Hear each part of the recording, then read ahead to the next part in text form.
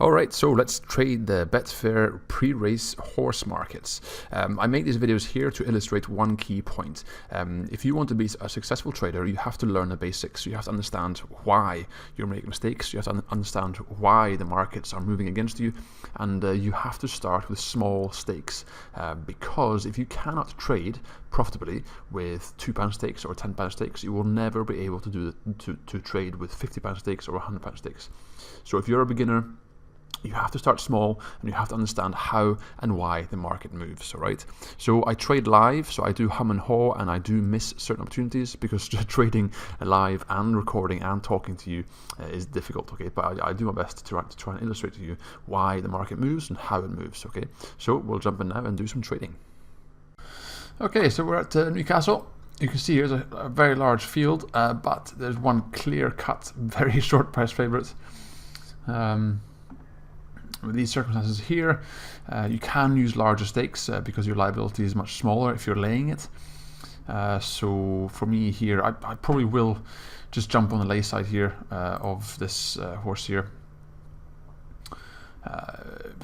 For a couple of reasons. Basically, when it comes to these kind of very super short price favorites, there's absolutely no reason why this cannot come down and hit like 1.2, 1 point whatever.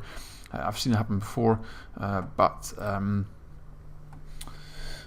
for me, I'm looking at this thinking, well, the field is huge. Okay, there's a lot of horses here, and you can also see the second favorite here. The second favorite has gone from 5s all the way out to almost 10s. Okay, which seems like it's doubled in price, and for me, that is just an indication that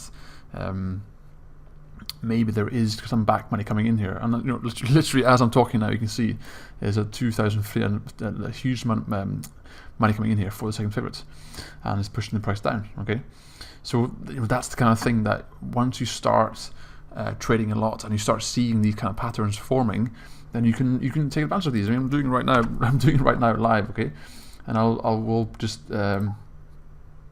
exit here with a few stakes just to cushion myself, and I'll put a stop loss here, so if this price comes crashing down, I'm completely safe. Okay, so now I'm going to just leave this because there's still 8 minutes to go, right? And I'm going to work on the assumption that this horse here is going to keep drifting out, maybe up to like 1.6, 1.7, and I will just leave this here now, and I will just put in a few extra points here, just give myself even more of a cushion. And obviously, I want to see more money come in for this second favorite. And as you can see, it's crashing in, right? It's crazy. I mean, that's a huge drift. And now I'm going to move up here, and I'm now sitting at a guaranteed profit of £3.50, right? Which is very, very nice. Now again, now it's the opposite, right? Now this has crashed in far too much, right? I'm just going to get out here, okay? I'm going to scratch this trade off right here. And I'm doing this because, for more or less for the same reason. That's because it's coming, basically the second favorite here, okay? I'll scratch this off quick. So the second favorite here, I mean, it was all the way out to 10s, and then went from 10s down to 4s in a matter of how long? A minute and a half, right? And so I exited here for the same reason, okay? That move was too much, too quick, okay? So this is the kind of thing that you can kind of get a feel for as you start trading regularly, because you start seeing these kind of patterns. Okay, would that happen every single time? No, it's just a case of you deciding what you feel is the most likely outcome in the next 30 seconds or next minute, okay, or whatever. Okay, so now you can see there's a massive stake of £9,000 come in there for the favourite on the backside, and so from here, am I going to enter it back in the trade again? I'm not sure. You can see this is very volatile, and so if you end up on the wrong side of this trade, it can be very, very difficult. So, and also now the second horse here is now back down to a level where it should have been. Okay, around about 5, 6s. So now it's looking like the favourite might start coming in heavily, but it's not worth me backing it. I'll wait until the 4 minute mark to see what happens when we hit the 5 minute mark. and all the big traders start entering the market. But for now, you know, I'm sitting at a £5 profit. I'm more than happy with that. I'll actually green that up right now. I'm more than happy with that. And so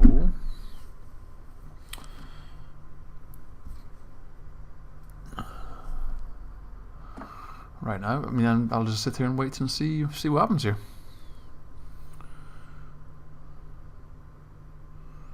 And you can see now the second figure is about to go out again to tens, you know, which is crazy pricing here, but you know, that's just how it is, I guess. So yeah, I'll pause the video again, and you know, I'll come back when something happens. But at this point here, you can see the market is fully formed now. It's almost £400,000, and so at this point here, I'm probably not going to go back in this market, purely because I've lost my feel now for what's happening. You can see the second figure is drifting out again towards tens. You know, it's rapidly approaching 10 here, and I'm not quite sure what to do. I mean, maybe this will come back down again, but maybe not. And also, I don't really want to lose my profit here. However, you know, my gut instinct tells me if this comes back up to 10 again here, it probably will come crashing down again. It probably will continue this trend of going up and down until the race starts. But you know, again, you're trading here on the basis of what do you think is the most likely thing to happen. It doesn't mean it's going to happen, but it's most likely based on the triggers I'm seeing here. And you can see that there's a huge amount of money being matched here on the favourites, on both the back and the lay side. So it probably is going to settle down on this patch here, I reckon. And